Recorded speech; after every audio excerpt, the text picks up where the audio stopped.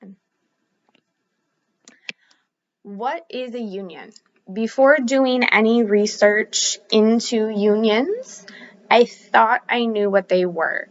I thought that they were in place to help make sure that people were getting paid what they deserved to be paid for the job that they were doing, as well as work in conditions that were up to standards for that job.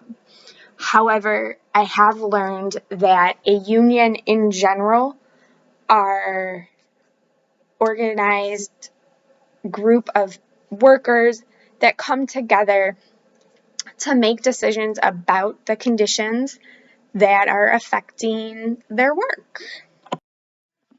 There are over 60 different unions in different fields from mining to teaching that represent over 14 million people throughout the country.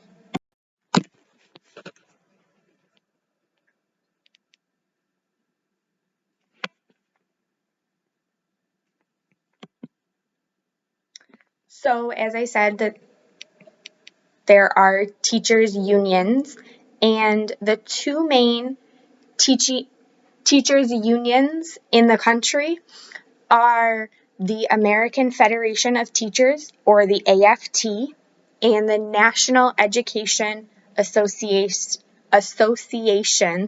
or the NEA. The main goal that they have is to protect the rights of teachers. They speak on behalf of the rights and the dignity of those teachers and the essentials of good education.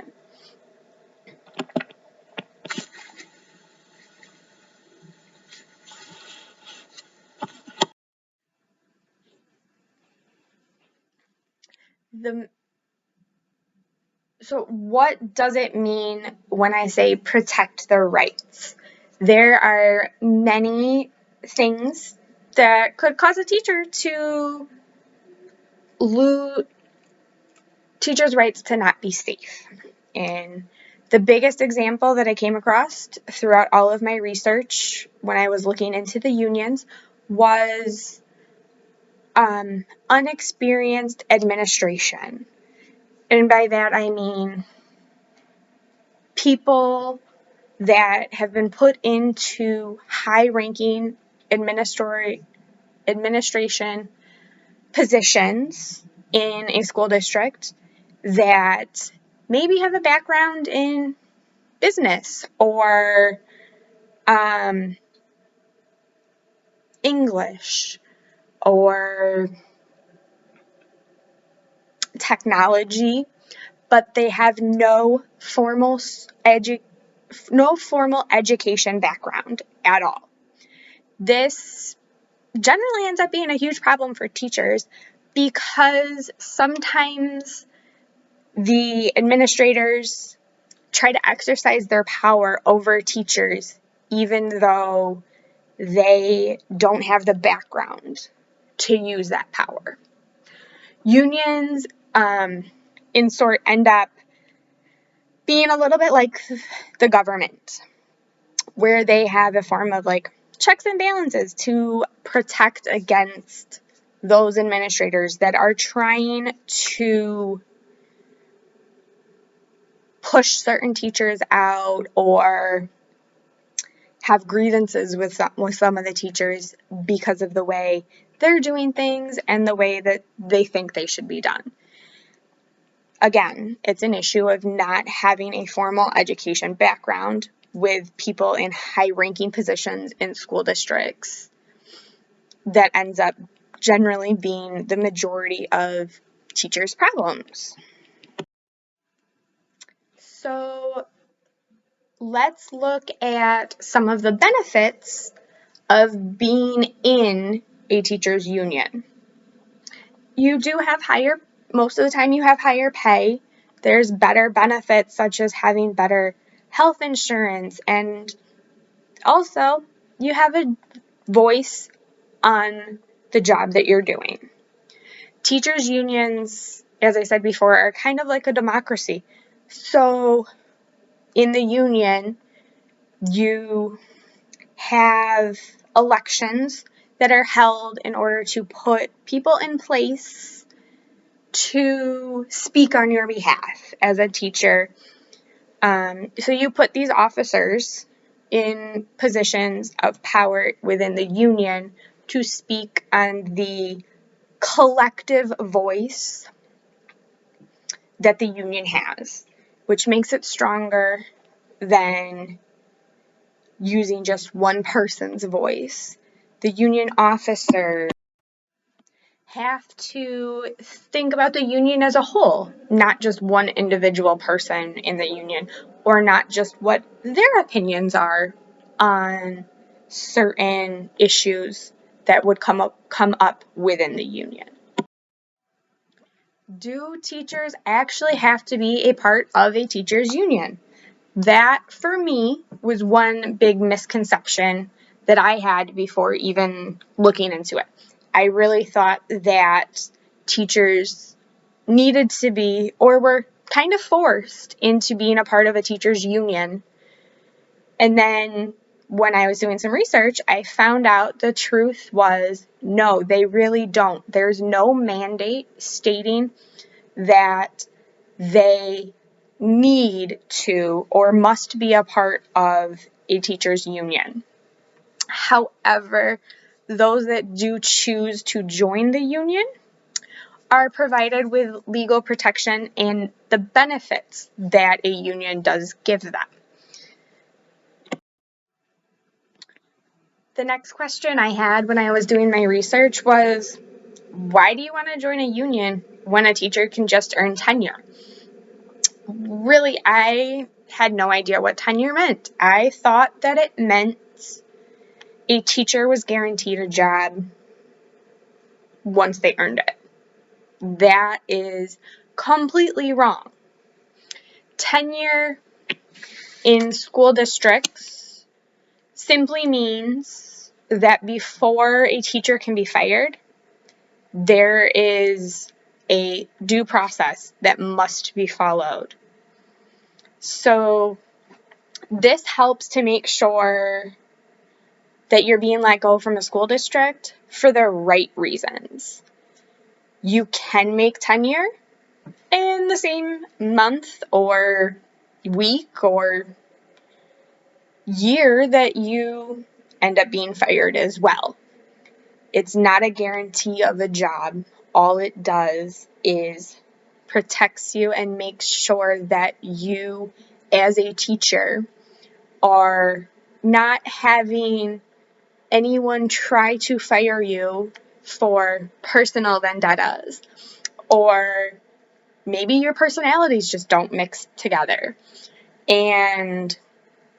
or there's a high profile parent in your school district that is trying to use their power to push you out. Tenure means that they basically cannot just do that. They have to follow a whole process, which is different than with a union, because the difference between tenure and unions are that a union, you have to pay dues to make sure that you are protected. But with tenure, there's a probationary period of 3 to 4 years before a school district is then forced to make a determination, generally, on either dismissing you or granting you tenure. So, as I said, tenure protects the rights of teachers when it comes to the dismissal of a teacher and that process. Whereas a teachers' union protects teachers' rights while it also gives them protection when they are trying to help make decisions about curriculum and instruction, as opposed to teaching in, say, a cookie cutter way that mayors and businessmen in that high-ranking position in the administration may want them to, because that's what they know.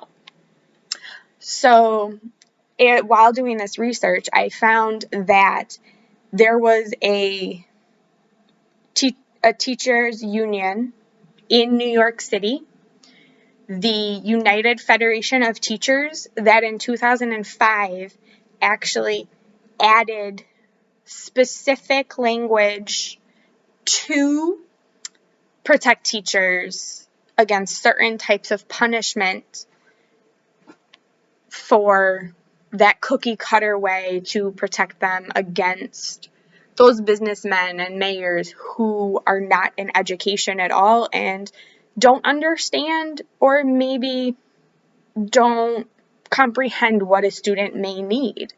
No student is the same, so you have to treat your teaching that way. So they added in words and languages in their union's protection laws, basically, that stated you could format the bulletin boards that you have in your classroom how you want. You can arrange your classroom furniture the way you want. And there's no specific amount of time that is needed for a lesson in one unit. If your class is doing well, you can skip ahead to the next one as long as they've learned what they needed to on it. You can arrange your classroom however you want, but without these laws, there were administration that was actually trying to fire teachers for it. It's kind of sad that simple things like that are a fireable offense in some people's minds. And having a union behind you to protect you from that is something that some people may want. Teachers also need to have a say in every aspect of their teaching. They are the ones in front of the kids teaching them. They are the ones that see the kids every day. They are the ones that know what type of teaching is going to benefit the kids. So there needs to be a mutual respect between the teachers and the administrations in every school. And that can't happen if teachers and unions have people that represent them not being heard by the administration. It just doesn't work. It doesn't gel together because of that.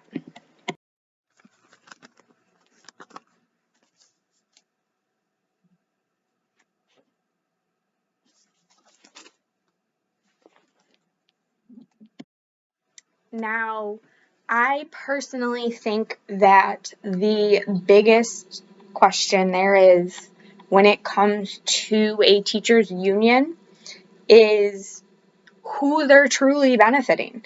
Are they benefiting only the teachers? Are they benefiting the students that the teachers in the union are teaching? Is it just benefiting no one?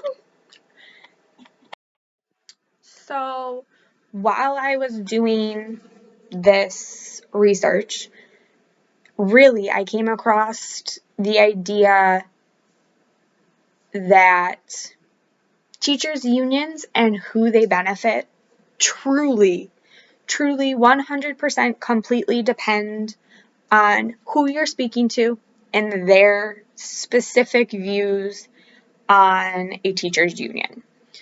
Some people will believe that unions hurt the students learning, while others think it helps and is a very positive thing for students or for teachers to have, and it positively influences the effect that a teacher may have on student achievement.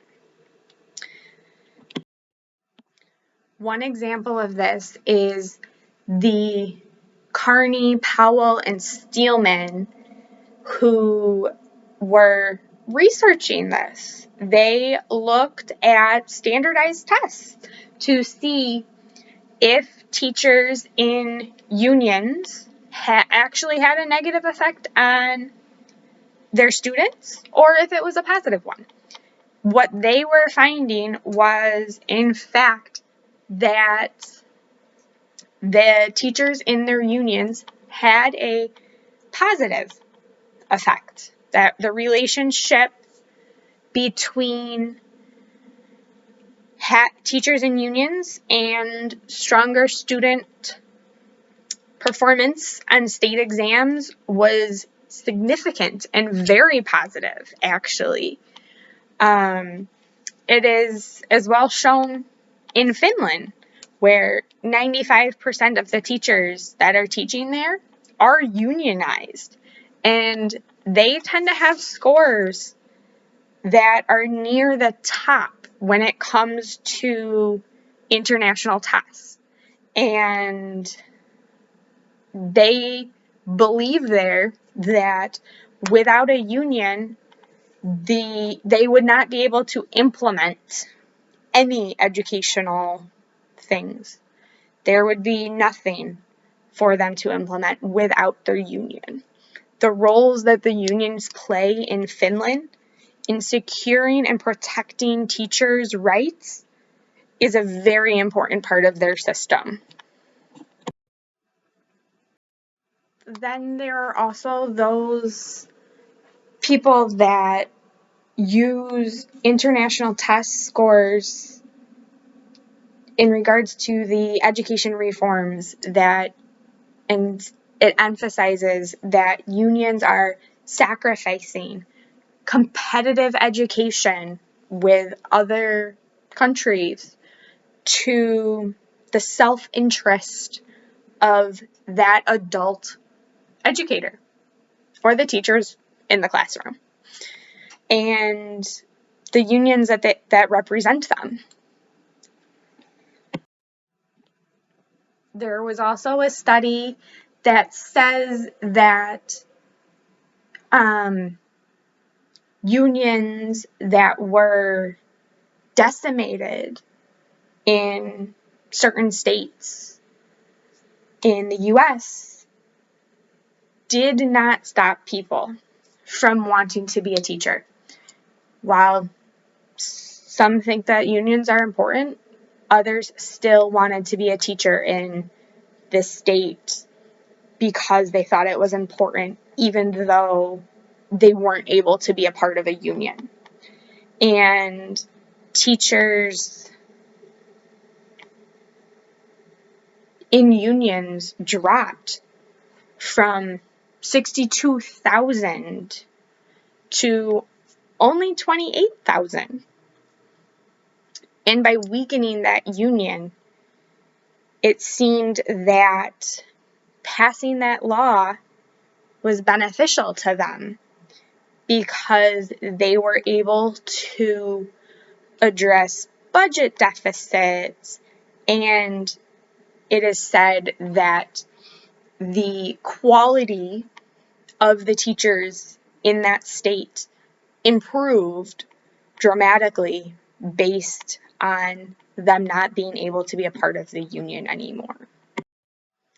The last bit of information that I have is actually really just how many teachers are in unions and how many teachers' unions are there. So basically in every state, there's at least one state level affiliate with either of the AFT or the NEA unions, but most states have an affiliation with both unions. And there are memberships for teachers of over 4.6 million. And those are public school employees, college faculty, teachers, college staff, those retirees, students, and anything and everything in between in the education field in both unions.